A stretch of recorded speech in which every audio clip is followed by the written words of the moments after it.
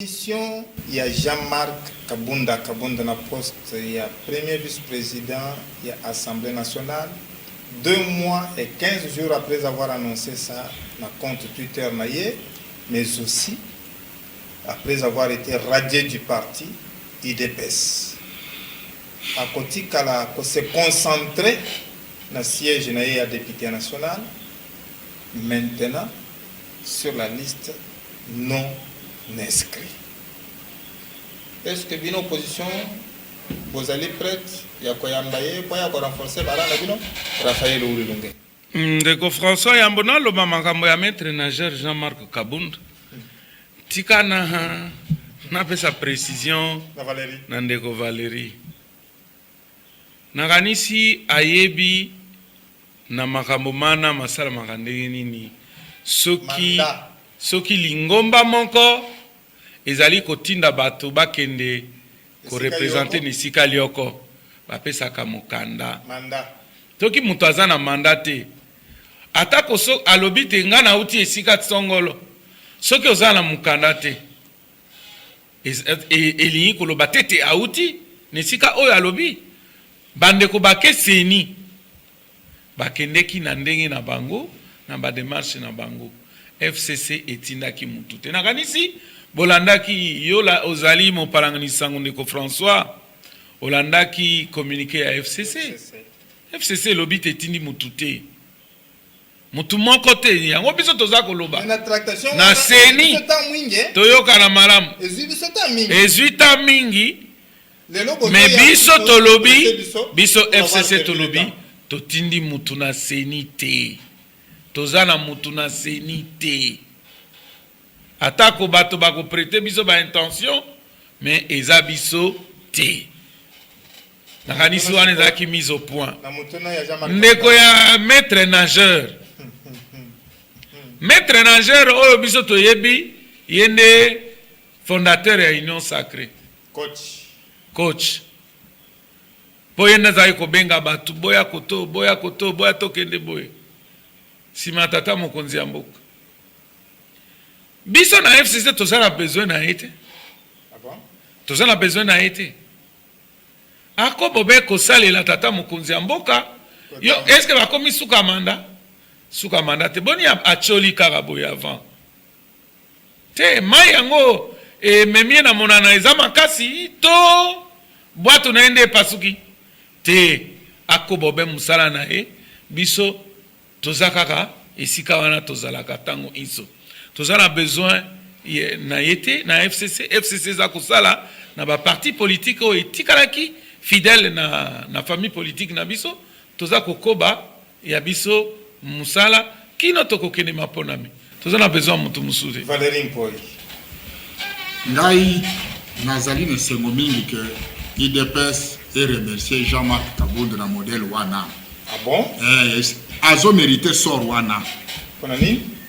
Pour oyebisoki otangi Bible dans Jacques 4:17 Bible lobby, c'est lui qui sait faire le bien, mais qui ne le fait pas comme un péché. Moto afandi na makolo ya papa Etienne Tshisekedi Mokomwanzo. Le Sphinx. A comme un jour na niveau wana ya trahison ya peuple. C'est-à-dire à sali mabe oyo ye ayebi tina na yango ete mabe oyo eza lokola mutu azoko fabriquer bombe pe azoya azako boma na mutu ayebi yango azi bombe yebo kwa bwaki akoloba teke te na yebaki non ayebi degré ya mabe oyo ye azindisi population a trahi peuple na ko créer biloko ya soni lokola ba Union Sacrée wana. Mais il était pratiquement le numéro 2 du régime. Alingaki trafic d'influence.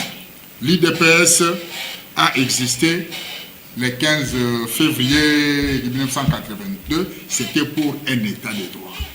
Mais dans un état de droit, on n'a pas besoin des autorités charismatiques. Il y a un trafic d'influence. Kotambolaka na basoda na yo, bakendaka ko bundisa bagage présidentiel nanzela sous votre impulsion, mais tous les gars qui ont kala, oh basali boye sous l'impulsion de M. Joseph Kabila. Voilà, sous l'impulsion du chef de l'État. Sous l'impulsion du chef de l'État. Au moins ça a changé. Hein? Sikoyo, et comme yé a kende pe kotinda ba soda na yé, ba kende koyo qui sa armée Sony sous l'impulsion de Jean-Marc Kabunda. Ah mais non, trop c'est trop. Trop c'est trop. Alors, lokola asali mabe oyo azana ngo mupayate. Ayebi loko ya asali, ayeba ki gravité, abomi démocratie, ma ebonga ki ajape di futu na eboye, abimande na Sony kuna. Jean-Marc Kabunda, papa, na yebi ozalaka soki na décision finale na yo na kingabo na mona kawana. Kenda ta ko s'occuper nango, tika na yo makambo ya démocratie aussi échoué. Po grâce au Yazwaki. Kobanda epaye abatamaki kuna na Kolosi. Elingi koloba ete même président Etienne Tshisekedi bazai koko saye. Bazai komemela ye bato na ndenge ya sérieuxté. Donc son entourage le roulait parce que yé azalaki nommé par le président Etienne Tshisekedi. On pouvait penser qu'il incarne sa philosophie. Au moins que, dans le cadre de l'IDPS, l'IDPS est ça qu'on commandait, tout le monde que Bazalaki na bango na logique ya papa Etienne te. Bango Bazalaki ne ko profiter na elilingi wana lobby mais awa na kolbaki baza ba trafiquant ya kombo ya Etienne Tshisekedi. Baza ko se servir na yango pona kozwa mbongo. Mbongo boni bango basi bazwi na ba compte na bango oyo peuple azangi. Na uti na Mbujimayi hier na kiti na avion na ye na CA et uti Mbujimayi lobby. Mais j'ai honte. Aucun qui Mbujimayi na cadre. Na cadre ya redynamisation ya base. Na tendaki na cadre ya redynamisation ya base et na tamboli pe na sololi pe na peuple. Na moni pe famille parce que c'est ma province d'origine. Mais papa, ezali Sony na kopekisa moluba nyonso oyo azana nous na rêve oyo akoki komitanga pour famille présidentielle batika po passion ezana Mbujimayi dans ça komituna comment bande kona biso o bazana pouvoir bazana mitema mabe po mbongo yo bango basi basui na passion yo bato bakina kobetela bango maboko balobi na ngai boye tango ndeko Félix akendaki na décembre. Toute la population était dans la rue. Bato baza kopesa o lokumu ya boye. Mais bakutani na penalty ya lokuta ya relance ya Miba. Jusqu'aujourd'hui, il n'y a rien à la Miba. Dans le but, il n'y a rien qui est décaissé. C'est lui qui veut me contredire qu'il vienne ici. La misère totale. Passion. Passion yo peuple. Bobengisa yawa. Soki ayete. C'est que azabo battre la poste na ye aboyi ko kwata bango. Mais en tout cas, et loko zo kamisa ngai. Ndenge nini na mboko oyo. Kobanda régime ya Maréchal Mobutu, Mose Kabila, Joseph Kabila, Félix Tshilombo. Ba politique o bazaka na gouvernement, bango bazaka na mbongo koleka peuple. Koleka république. Ce n'est pas normal. Bongo bokoye bisa peuple nini ke mbongo ezate kei wapi. Non mais attention, mais bango batu FCC batiki biso na libulu très profond. Hein? Qu'il faut peut-être bango basi balobi ke ndeko François misa mbongo. Mais tango mwana mboka Félix alobaki. Alobi ka ko relancer Miba. Est-ce qu'il y a que Miba Joseph Kabila sa bomaki yango?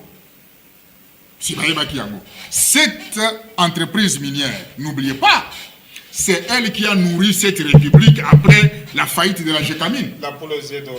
Mais quand vous arrivez, c'est un cimetière. Na Ukraine kutu eleki Mbujimayi. Oui, parce que Ukraine est un enfant. Non. Je m'assume et j'explique. Parce que Mbongo ya Russie, ouais, ils ont une banque occidentale, ils allaient bloquer pour la Ukraine. Mais il n'y a pas un fonds qui est bloqué quelque part pour la Mbujimayi. Il n'y en a pas. Ndeko François. Monsieur Raphaël Olo. Naganisi. Valérie a Tchébino a chargé de Bino. A chargé Bissoté. A chargé le régime à Félix Tshisekedi. Parce que le régime a écouté Bino, vous savez quelque chose. Oui, mais non. Naganisi gestion en Boka.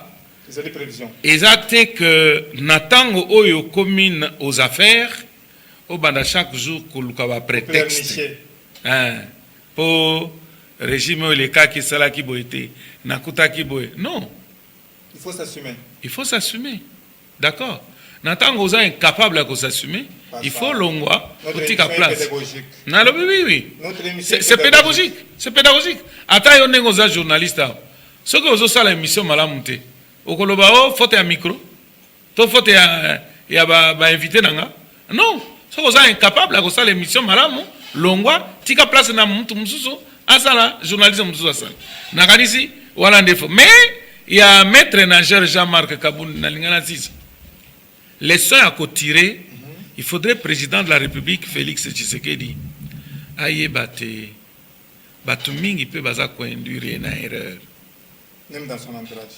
même dans son entourage kolobate ba oyo baza koloba tolingi tozana yo nde ba oyo balingi mboka Congo te aye bate ba erreur ba memaki ye yango batu babandi ko moko kokuya kotika ye mais mokolo moko akoya kofungola miso akokutaka azaye moko na mwasine na ba. Trop tard. C'est entendu. C'est vraiment entendu, c'est un message qui est passé.